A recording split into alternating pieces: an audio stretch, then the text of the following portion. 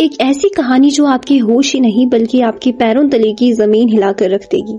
यह कहानी है एक ऐसी एलियन प्रजाति की जो इंसानी शरीर को अपना हथियार बनाती है।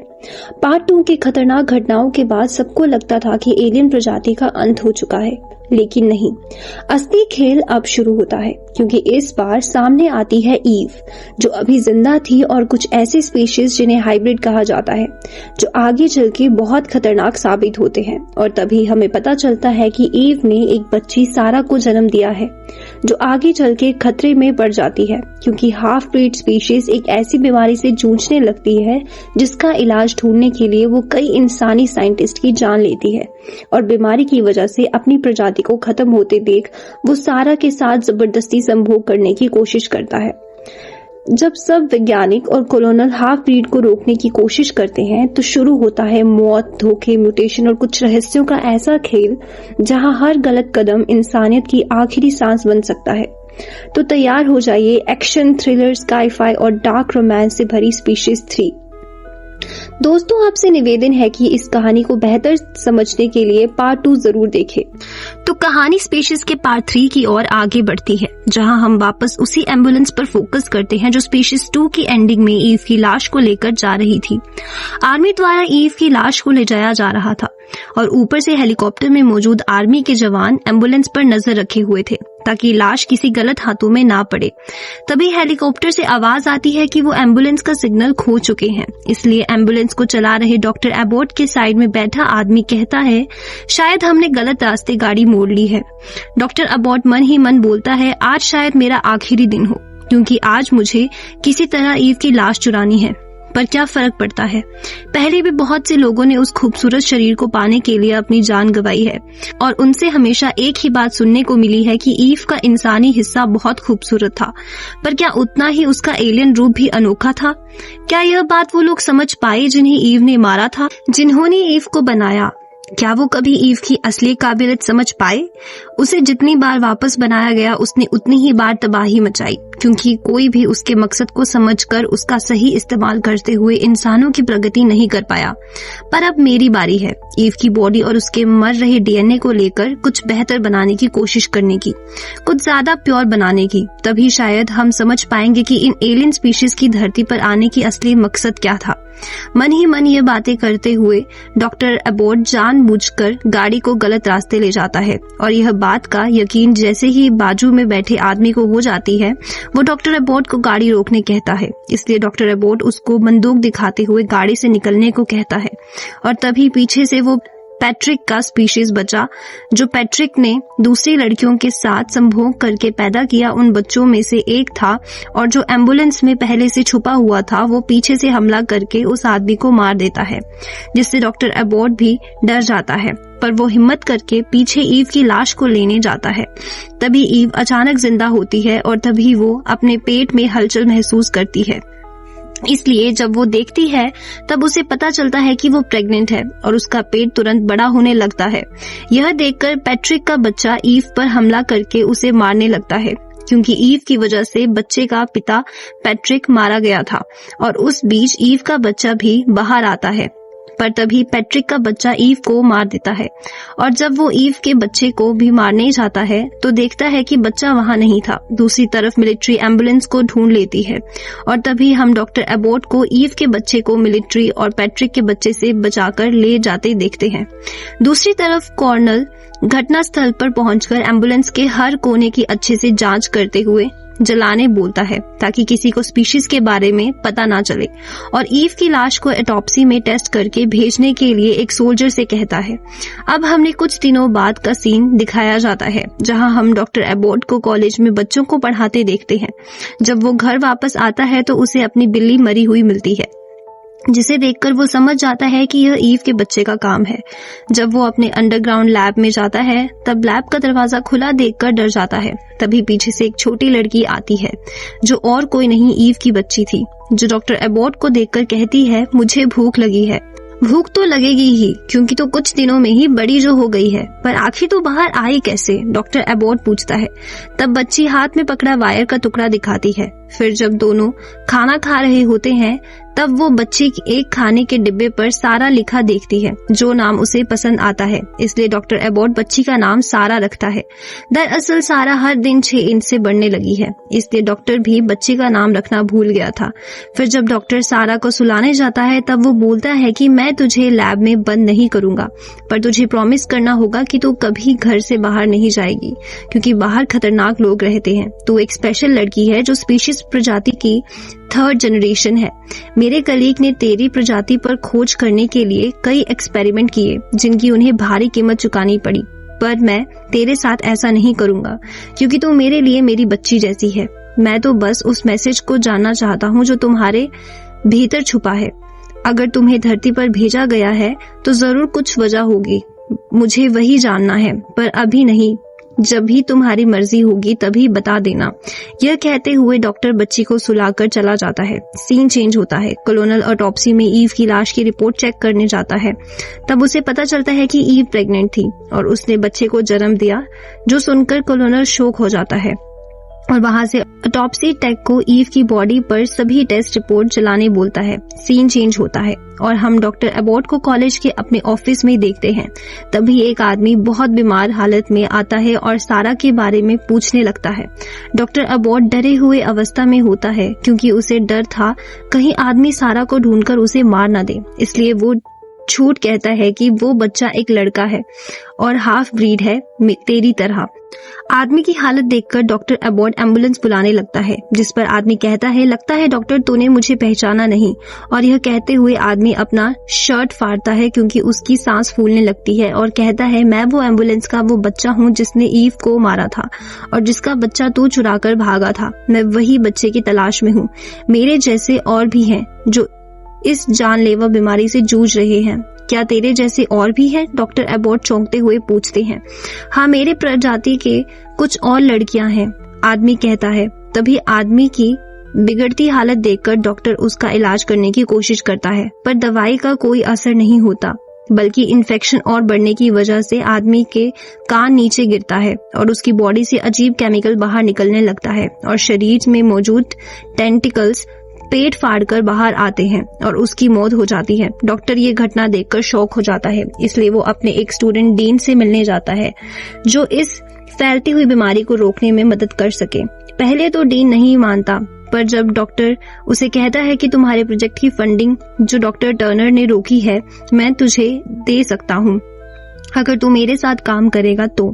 यह सुनकर डीन मान जाता है। दूसरी तरफ हम सारा को देखते हैं जिसके हाथों में अचानक हलचल होने लगती है, जिससे उसकी बॉडी से टेंटिकल्स बाहर निकलते हैं और सारा एक ककून जैसे स्ट्रक्चर में बदल जाती है और कुछ देर बाद ही उस ककून में से एक औरत बाहर निकलती है जो और कोई नहीं सारा ही थी, जो कुछ मिनटों में ही एक बच्ची से औरत बन जाती है। दूसरी तरफ जब डीन वो आदमी की लाश को देखता है तो शौक होकर कहता है, यह क्या चीज है? मुझे लगा शायद तो मुझे बता पाएगा। डॉक्टर एबॉट कहता है, मैंने ऐसी चीज पहले कभी नहीं देखी, आखिर यह क्या है? डीन कहता है, जिस पर डॉक्टर एबॉट कहता है, यह एक हाफ ब्रीड है जो ह्यूमन डीएनए और एलियन डीएनए को मिला के पैदा हुए हैं, जो स्पीशीज ने इंसानों के साथ संभोग करके स्पीशीज बच्चे पैदा किए हैं।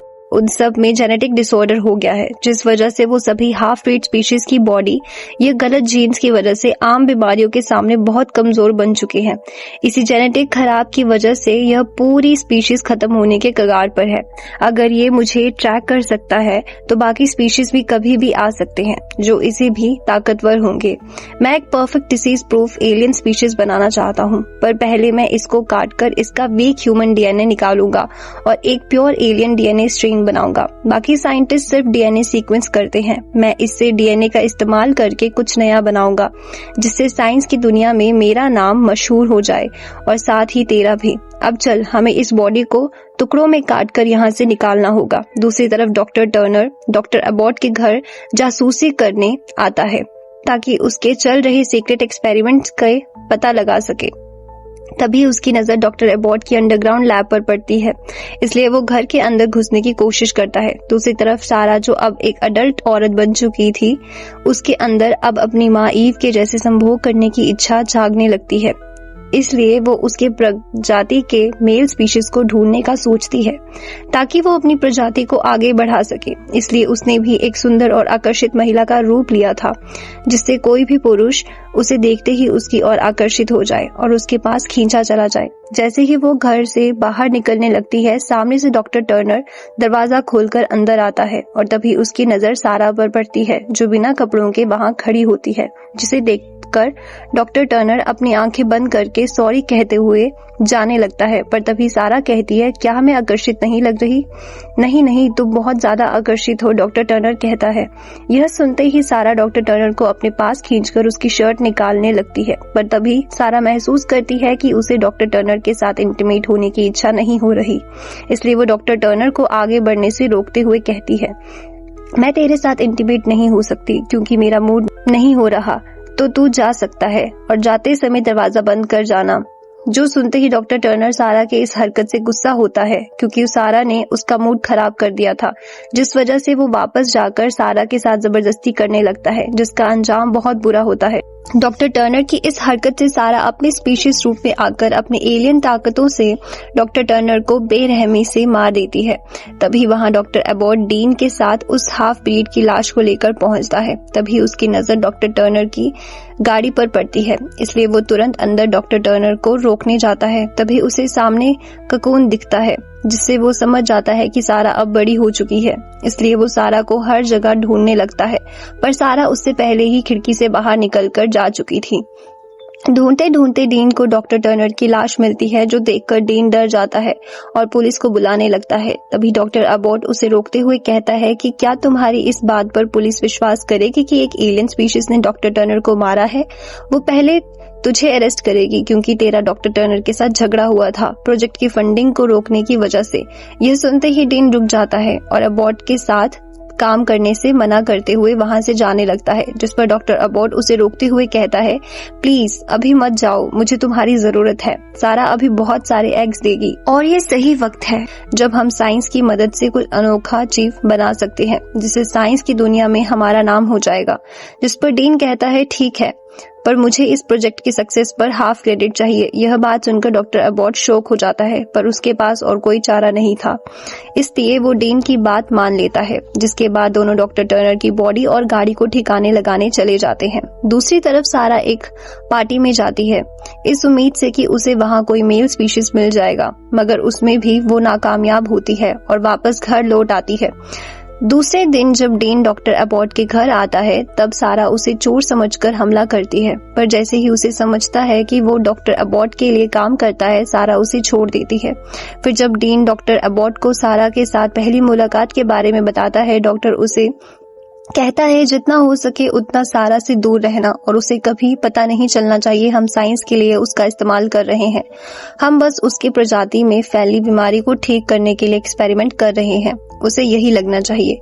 जिसके बाद डॉक्टर एबॉट डीन को प्रोजेक्ट एथेना की फिच की फाइल से सारा के पूर्वजों के बारे में और उन्हें तैयार करते समय किए गए एक्सपेरिमेंट के बारे में बताते हुए कहता है कि एलियन डीएनए और मानव डीएनए की इक्वल अमाउंट से लैब में पैदा हुए सारा की फर्स्ट जनरेशन सिल थी और सेकंड ईव थी, जो ओरिजिनल सिल की जेनेटिक डुप्लीकेट थी, जो भी लैब से पैदा हुए थे। और उसके बाद उसकी बेटी सारा, जो अब आखिरी जिंदा प्योर स्पीशीज बची है। ये आदमी जिसपे हम स्टडी कर रहे हैं वो हाफ ब्रीड था, क्योंकि यह पैट्रिक जो एक स्पीशीज था उसने इंसानी महिला के साथ संभोग करके पैदा किए बच्चों में से एक था, जबकि सारा ईव और पैट्रिक के मिलन से पैदा हुए थी, जो कि दोनों प्योर स्पीशीज थे। इसलिए सारा भी प्योर स्पीशीज है, इसलिए हम उसके एग से ही एक प्योर और बेहतर स्पीशीज बना पाएंगे। तभी सारा डॉक्टर एबॉट के पास आकर उसे कहती है कि वो बाहर जा रही है और उसे कोई रोकने की कोशिश ना करे। डॉक्टर एबॉट भी उसे नहीं रोकता क्योंकि उसमें उसका ही फायदा था।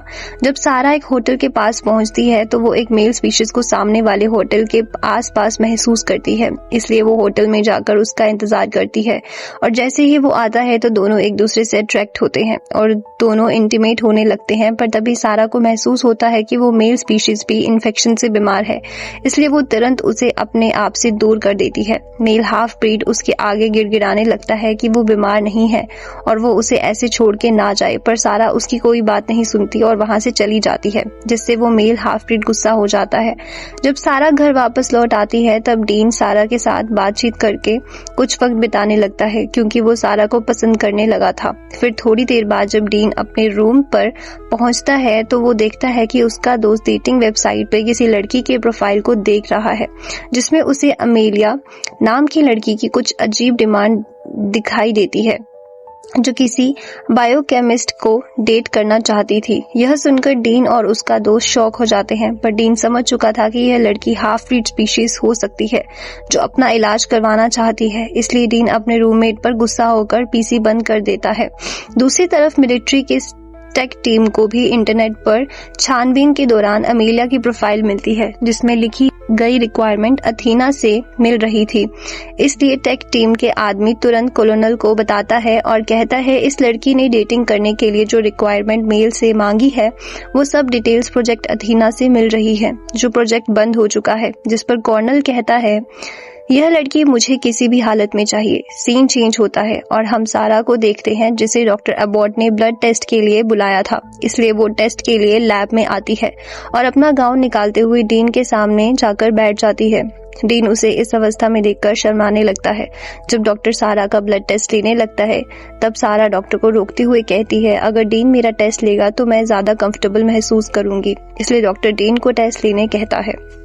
और जब डीन ब्लड टेस्ट करने लगता है तभी ऊपर से एक टेंटिकल सारा के नजदीक आते हैं, जो सारा को तुरंत ऊपर की ओर खींचकर मारने लगता है और तभी छत टूटने की वजह से दोनों नीचे गिरते हैं। तभी हमें पता चलता है कि वो होटल का हाफ ब्रीड स्पीशीज था जो सारा को मारकर अपना बदला लेने आया था। तभी डॉक्टर तुरंत लैब से एक बोतल को लेकर बाहर जाता है जिसमें कुछ कीमती चीज थी। दूसरी तरफ उस स्पीशीज की हमले से सारा बुरी तरह जख्मी हो जाती है, इसलिए उसे बचाने के लिए डीन उस मेल हाफ ब्रीड पर हमला करता है, पर उस हाफ ब्रीड को कुछ नहीं होता। और जब हाफ ब्रीड डीन पर पलटवार करता है, डीन सीधा लैब के गेट के पास जाकर गिरता है, जहां डॉक्टर उसे तुरंत बाहर खींच लेता है और दरवाजा पैक करके लैब में हाइड्रोक्लोरिक गैस छोड़ देता है ताकि वो हाफ ब्रीड बेहोश हो सके। पर उस मेल हाफ ब्रीड पर कोई असर नहीं होता, बल्कि सारा उसके हमले से और गैस की वजह से कमजोर पड़ने लगती है, जिसका फायदा उठाकर मेल हाफ ब्रीड सारा के साथ जबरदस्ती करने की कोशिश करता है। यह देखकर डीन तुरंत सारा को बचाने जाता है। तभी डॉक्टर अबॉट उसे रोकते हुए कहता है अंदर मत जा, मारा जाएगा तू। पर हमारे एक्सपेरिमेंट का क्या होगा अगर सारा मारी जाएगी तो? डीन कहता है फिक्र मत कर, मैंने सारा के एग्स पहले ही निकाल कर स्टोर किए थे। जिस दिन सारा एक औरत में बदल गई थी उसी रात मैंने उसके एग्स उसकी बॉडी से निकाल लिए थे, क्योंकि मैंने उसे बेहोश किया था, इसलिए उसे पता नहीं चला, डॉक्टर अबॉट कहता है। पर डीन मानता नहीं और सारा को बचाने के लिए मेल स्पीशीज पर हमला करता है। पर मेल हाफ ब्रीड डीन पर हमला करते हुए उसके पैरों को काटने लगता है, इसलिए डीन को बचाने के लिए डॉक्टर अबॉट मेल स्पीशीज पर हमला करता है और डीन और सारा को लेकर वहां से जाने बोलता है।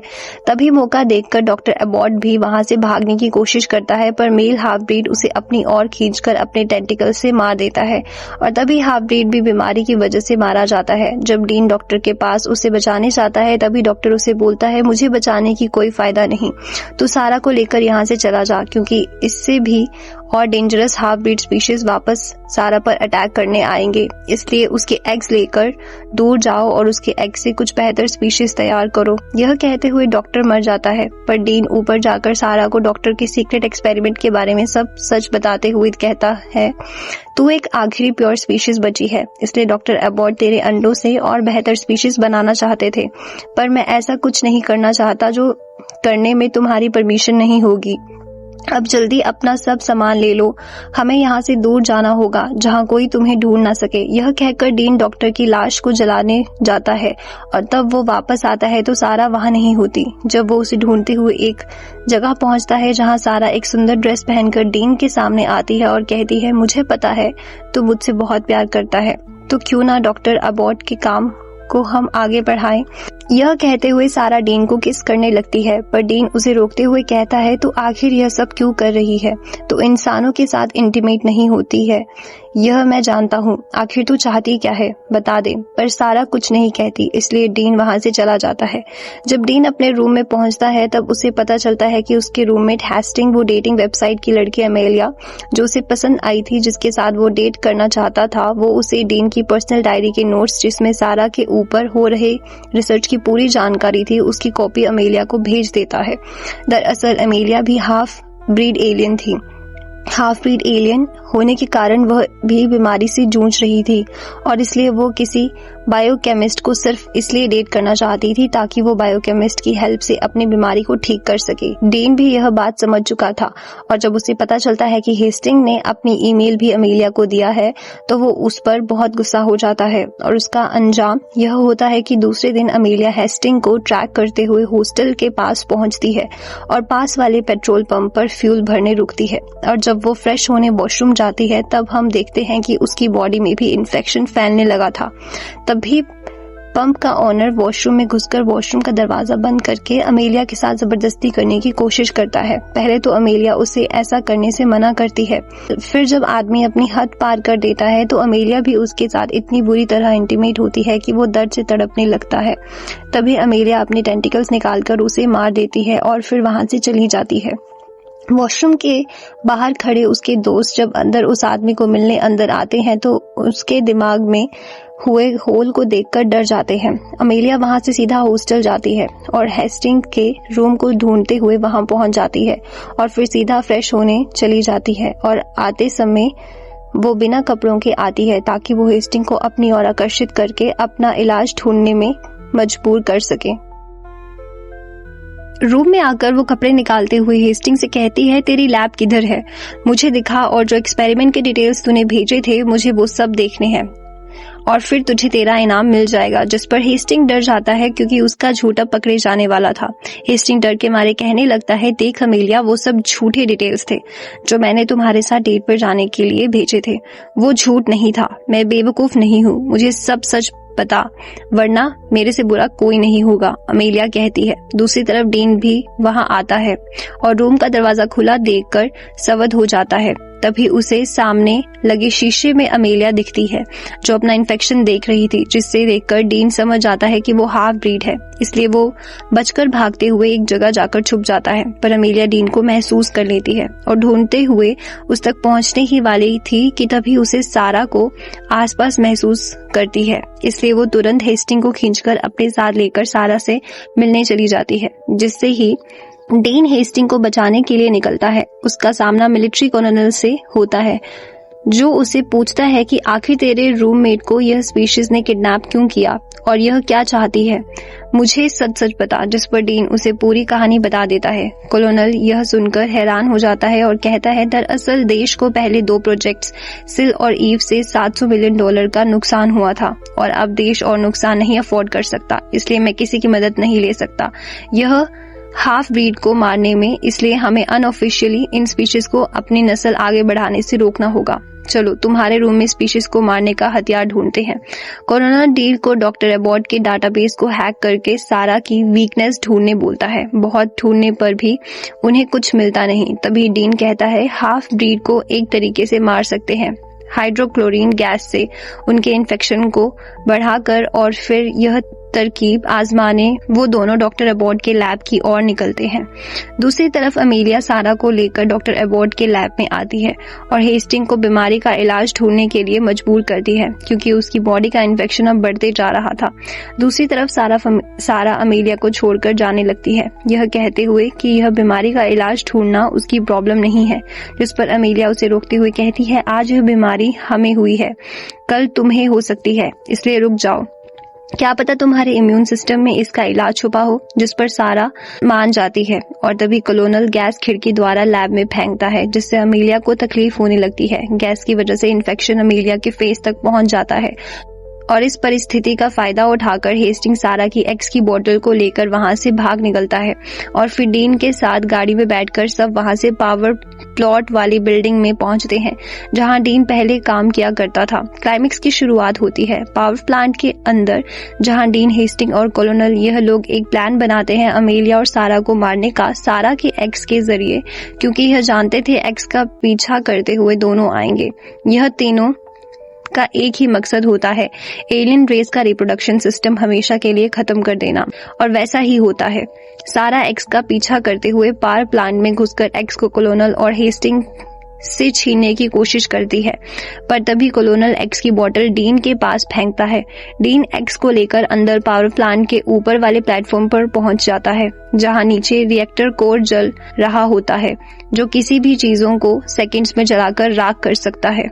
और तभी अमेलिया वहां एक्स को बचाने आती है। डीन अमेलिया को पकड़ने की कोशिश करता है, पर अमेलिया उसे रोकते हुए ऊपर हमला करती है और उससे एक्स छीनकर दूर रख देती है। डीन को जान से मारने से पहले वो उसके साथ इंटीमेट होने की कोशिश करती है। तभी डीन अपने हाथ में पकड़े रिमोट से रिएक्टर को ऑन कर देता है, जिसके वाइब्रेशन से साइड पर रखा एग की बोतल रिएक्टर में गिर जाती है, जो देखकर अमेलिया बहुत गुस्सा हो जाती है और डीन को मारने ही वाली थी कि सारा वहां पहुंच जाती है और डीन को बचाने के लिए सारा अपने टेंटिकल से अमेलिया को मारकर रिएक्टर में फेंक देती है। तभी डीन तुरंत रिएक्टर का शाफ्ट बंद करता है, पर तभी अमेलिया जो नीचे लटकी हुई थी वो अपने हाथ से सारा को नीचे खींच लेती है और दोनों रिएक्टर के बंद होने से पहले उसके अंदर गिरकर मर जाते हैं। सारा के मौत से डीन दुखी हो जाता है और तभी रिएक्टर के अंदर एक और जोर का धमाका होता है, जिससे पूरा प्लांट हिलने लगता है। फिर हम 3 हफ्ते बाद का सीन दिखाया जाता है, जहां हम हेस्टिंग को दिखाते हैं, जो डीन से मिलने डॉक्टर एबॉट के घर आता है। और जैसे ही वो घर के अंदर आता है, उसे एक छोटा स्पीशीज बच्चा दिखता है, जिसे देखकर वो डर जाता है और तभी सामने सारा को जिंदा देखकर उसके होश उड़ जाते हैं और वो भागते हुए नीचे लैब में जाता है और डीन से पूछता है कि यह ऊपर क्या चल रहा है। तभी डीन उसे सच्चाई बताते हुए कहता है, दरअसल सारा रिएक्टर में गिरी ही नहीं थी।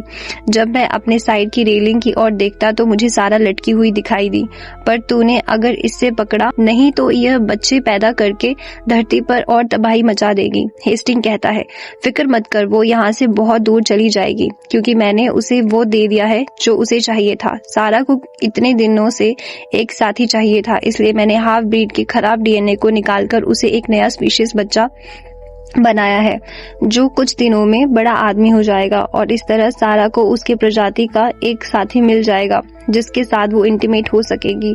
यह सारा का साथी एक आर्टिफिशियली क्रिएटेड मेल हाइब्रिड होता है। फिर हम कुछ हफ्तों बाद का सीन देखते हैं, जहां हम सारा के साथी को देखते हैं, जो अब बड़ा आदमी बन चुका था और इसलिए अब दोनों यहाँ से कहीं दूर जाने के लिए निकलते हैं।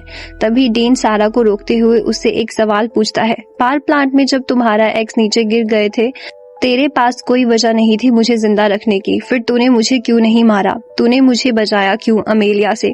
इस पर सारा बस हल्का सा मुस्कुराती है और कहती है, शायद एक दिन तुझे इसका भी आंसर मिल जाएगा। इससे यह क्लियर होता है कि सारा डीन से कहीं अंदर ही अंदर प्यार करती थी और उस पर बाकी इंसानों से ज्यादा भरोसा करती थी। यह मोमेंट बहुत इमोशनल होता है। लास्ट सीन में सारा अपने साथी का हाथ पकड़कर एक ब्रिज से आगे बढ़ने लगते हैं।